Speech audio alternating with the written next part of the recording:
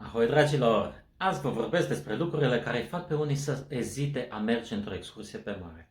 Unii oameni invocă teama de apă sau eventual de apă adâncă. În primul rând, dacă te temi de apă, nu trebuie să intri în apă. Poți sta pe barcă, poți umbla mai mult pe insule, poți merge la mal cu dinghy atunci când stăm la ancoră. Unii nu știu să înnoate. Aceștia folosesc colac, veste de salvare sau alte lucruri plătitoare. Alții știu să înnoate, dar se tem de apă adâncă.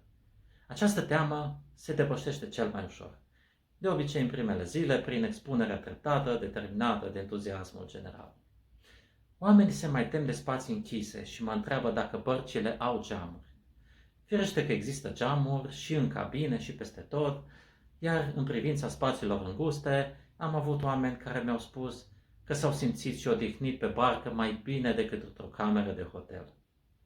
Mai este teama de necunoscut, care e general valabilă, nu doar într-o excursie pe mare.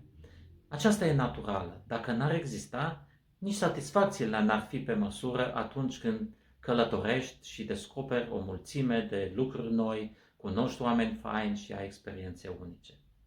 În concluzie, orice temere ai avea, îți spun că am mai văzut și pe alții care și-au depășit temerea respectivă într-o excursie pe mare.